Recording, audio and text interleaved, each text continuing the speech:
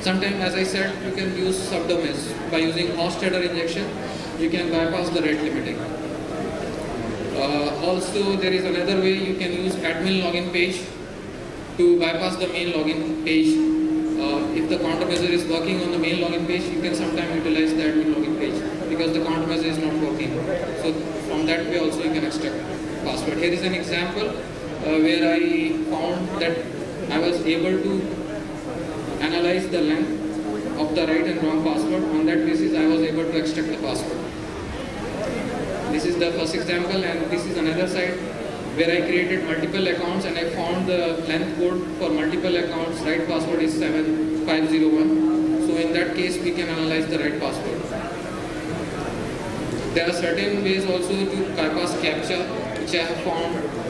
Sometimes the cookies header value, if you manipulate it continuously with the same length, you can bypass the CAPTCHA.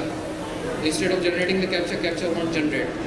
And sometimes due to non-generic error message, you can find the, you can bypass the CAPTCHA validation. Sometimes there is time-based CAPTCHA. If you continuously send the request, the CAPTCHA doesn't expire, and the CAPTCHA validation is based on the expiration. Is based on the expiration type of the CAPTCHA. So if you never let it expire, you can again bypass the CAPTCHA. There is an example in ATSY website where there was non-generic error message for the correct and incorrect password. Using that, we can find out the correct password even though the CAPTCHA is there. Next comes the compromising of FTP servers using insecure direct object reference. For that, I will show you a demo on PayPal's Magento website. So here I found that there was a base 64 encoded value passing in a parameter. So I decoded it. I found there are certain parameters which I thought maybe it's like mandatory to input, like email ID, user ID, those things.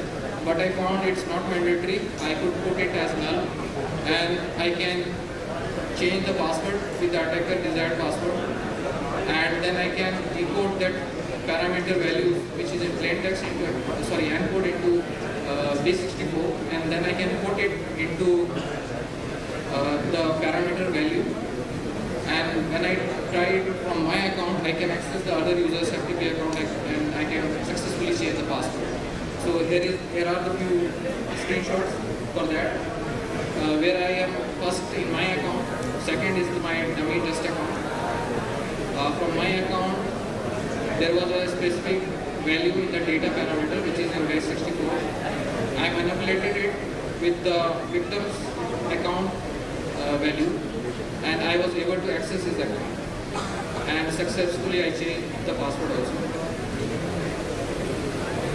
There is one more way, like we can chain multiple vulnerabilities to like exploit a specific vulnerability which is not exploitable using one attack vector. So you can use, like I have given the example before, HTTP parameter pollution, stored and reflected two kind of vulnerabilities, and also CSR. By combining all three techniques, you can bypass the validation of the CSR. Sometimes there are certain challenges that the cross-site is not exploitable.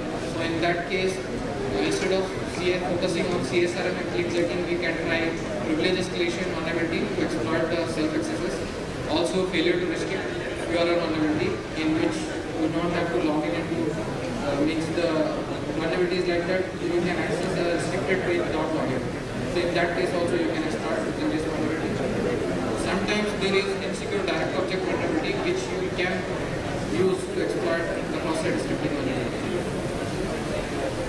And there is one more vulnerability which I say as a logical DOS, because what happens sometimes if you use forward password functionality, when you send a request for a specific user's email to change the password is sent in the plain text or with a link. So what happens, the current user's current password is automatically reset to another random password. So in that case, if you send the request continuously, you may change this password because it will automatically reset. and if you are continuously sending, he will not able to like change his password forever. And sometimes in the parameter value, in the forward password request, if you put as null, what happens, you can change the all users account password of that particular site, because using null value it takes as a all user account, so it resets automatically all users password. So it could be a very destructive attack. Time for a quick demo.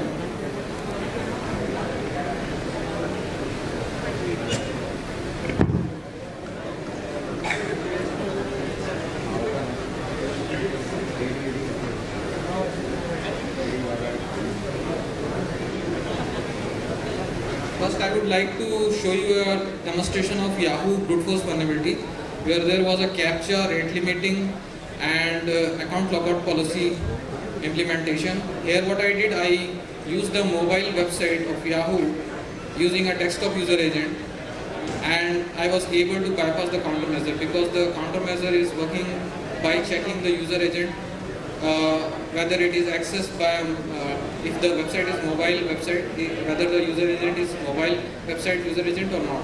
If it is not, then it is letting you to continuously do the brute force attack. So in that case also you can bypass the captcha validation.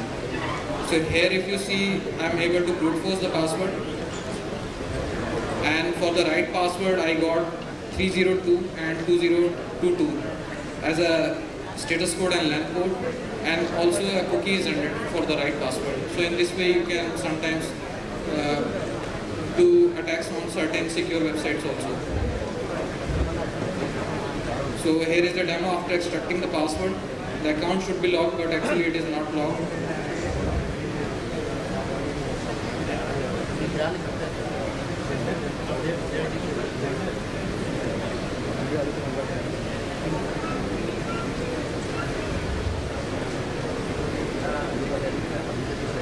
So if the countermeasure is really working, it should have countered the attack, but it didn't happen. So this was the demo on Yahoo. The next demo is on Magento website, which is a PayPal website. It comes under responsible disclosure, so I am disclosing the vulnerabilities are though fixed now. So this is a website of PayPal's. It's a subdomain of PayPal's Magento website. So here what I did, I used the insecure direct object reference. So for exploiting this vulnerability, I logged from my account. I saw that the data parameter is having a base 64 encoded value. So I manipulated the value, I decoded it, and I found there are certain parameters like, as I said previously, user ID and email ID. I changed it to null, and then I was able to access the other user's data. So by manipulating the parameter values and encoding it, I was able to access certain other users' account, though it was in subdomain like store1.ajaysingnegi.com, store2.ajaysingnegi.com. So it was basically idea based on the parameter value manipulation, which was encoded in base 64, and the attack was on from one domain to another domain. So after compromising the FTP, I logged into the FTP using any like open source FTP tool, and I was able to access their website. I was able to delete their data, modify. I can do many stuff on that. So I'm just skipping the video. I will share the videos also and the slides later on.